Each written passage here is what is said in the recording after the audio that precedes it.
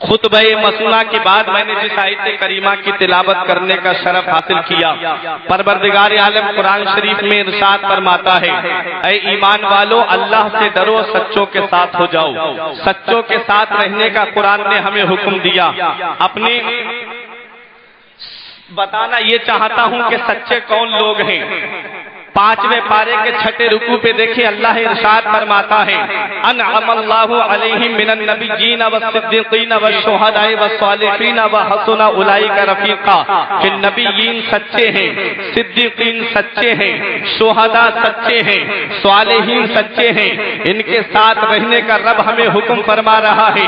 انہی سچوں میں ایک شخصیت سرکار غوث پاک رضی اللہ تعالی عنہ کی بھی ہے۔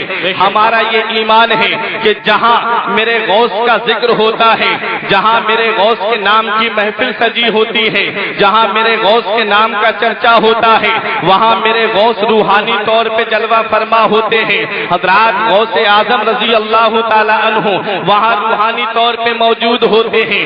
آپ کہو گے مولانا ہمارے یہاں پر پروگرام بہت ہوتے ہیں، ہمارے یہاں پر جلسے بہت ہوتے ہیں، لیکن اتنا بڑا دعویٰ کرنے والا کوئی مولوی آج تک نہیں آیا جو یہ کہیں کہ غوث اعظم وہاں موجود ہوتے ہیں۔ تو آؤ میں آپ کو ایک واقعہ سنا کر کے آپ کے سامنے سے رخصت ہو رہا ہوں۔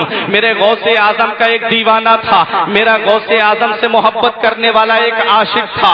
غوث پاک رضی اللہ تعالی عنہ کے نام پر اپنے مال کو بھی لٹایا کرتا تھا، وہ اتنی محبت کرتا تھا غوث اعظم سے کہ ہر مہینے کی 11 تاریخ کو غوث پاک رضی اللہ تعالی عنہ کے نام کی محفل کو سجاتا تھا، غوث پاک کے نام کا لنگر بھی لٹایا کرتا تھا۔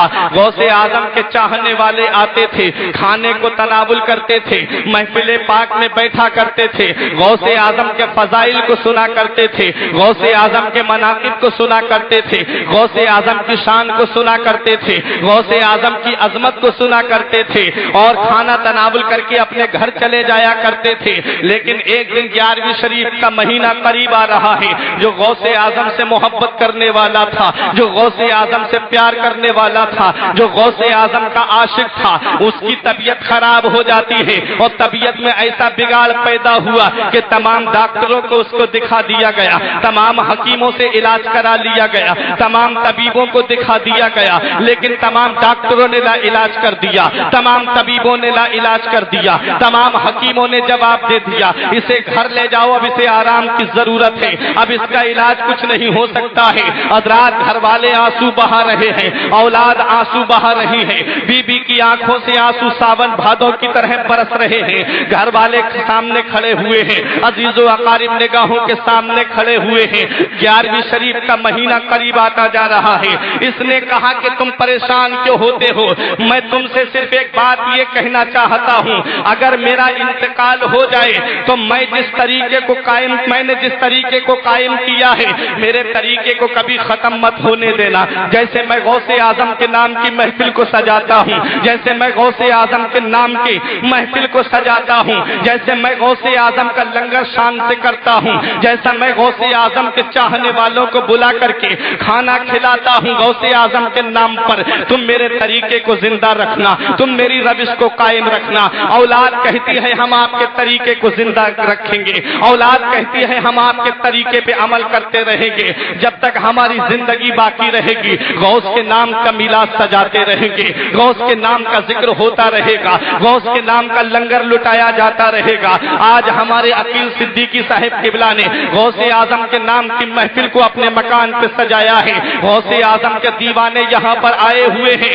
دیکھو غوث اعظم سے محبت کا صلہ کیا ملتا ہے، دیکھو غوث اعظم سے پیار کرنے کا صلہ کیا ملتا ہے۔ اس کی طبیعت خراب ہوتی جا رہی ہے۔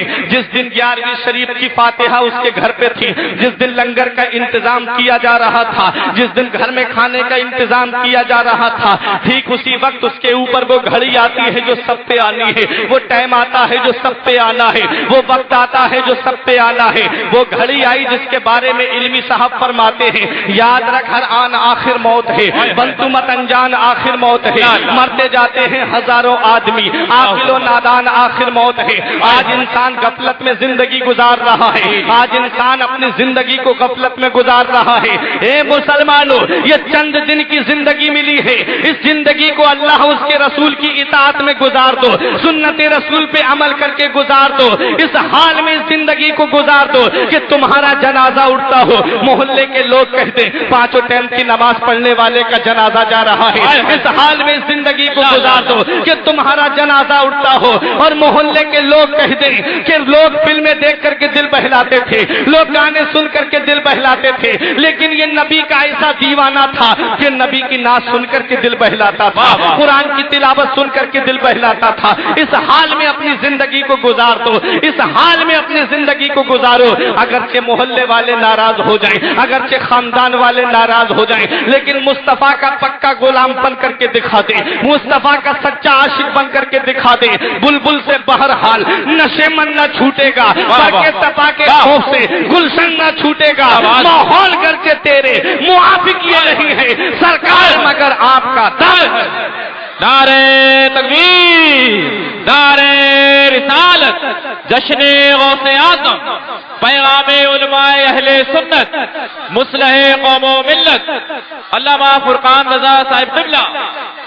हज़रात, मेरे गौसे पाक रजी अल्लाह ताला अन्हु के दीवाने की तबीयत खराब होती है, मौत का वक्त तारी होता है, मौत की घड़ी आने वाली है। हज़रात गिरामी, गौसे पाक रजी अल्लाह ताला अन्हु के नाम की महफिल घर में सजाई जा रही है। इस दीवाने की रूह कब से उनसरी से परवाज करने वाली है। इसने अपनी औलाद को बुलाया, बुलाने के बाद में कहता है अगर मेरा इंतकाल हो जाए तो मेरे इंतकाल की खबर मेरे मेहमानों को मत देना, मेरे इंतकाल की खबर आने वाले मेहमानों को मत देना, वरना वो मेरे गम में खाना पीना छोड़ देंगे।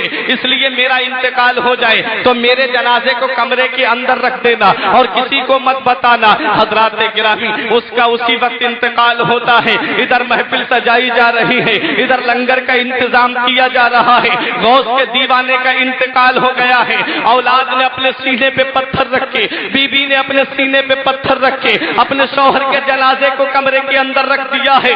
इधर घर वाले आंसू बहा रहे हैं, लेकिन याद रखो मुसलमानों, गौस के नाम का मीलाद सजाया जा रहा है, गौस के नाम का लंगर किया जा रहा है, गौस के नाम का लंगर तकसीम किया जा रहा है। लोग खाना तनावुल कर रहे हैं, खाना खा करके तारीफ करते हुए जा रहे हैं। आज हमने गौसे आजम की शान को सुना है, अल्लाह ने बहुत बड़ा मकाम गौसे आजम को अता फरमाया है। लोग तारीफ करते हुए जा रहे हैं। उन्हीं खाना तनावुल करने वालों में एक फकीर बैठा हुआ था, अपने जिस्म पे गुदड़ी को ओढ़े हुए था, लेकिन वो खाने को हाथ नहीं लगा रहा था।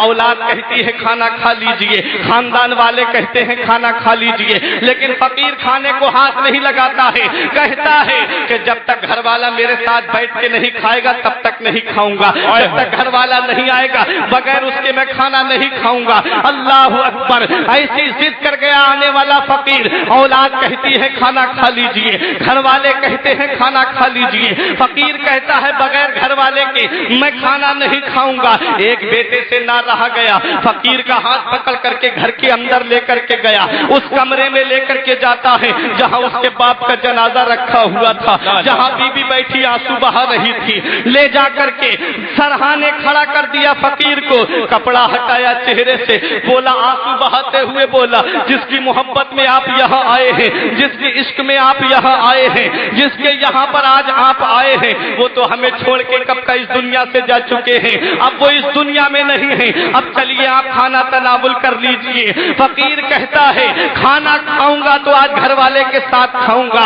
यहाँ कैसी जिद कर रहे हैं, अरे वो तो हमें छोड़ करके जा चुके हैं। फकीर जनाजे के करीब जाता है और मुर्दे के कान में जाकर के कहता है हमें दावत पर बुलाया और खुद आराम से सो गए, अरे उठते क्यों नहीं हो, हमारे साथ खाना खाओ। इतना कहना था कि चारपाई पे उठ करके बैठ जाता है, औलाद कदमों में गिर जाती है, बीबी कदमों में गिर जाती है, उठ जिंदा होने वाला मुर्दा कदमों में गिर जाता है और कहता है कि आप कौन हैं जो आज हमारी मदद कर रहे हैं। औलाद ने पूछा कौन है, बीबी ने कहा कौन है, जिंदा होने वाले ने कहा कौन है, तो आने वाले फकीर ने कहा था जिसके नाम की तूने महफिल को सजाया है, जिसके नाम का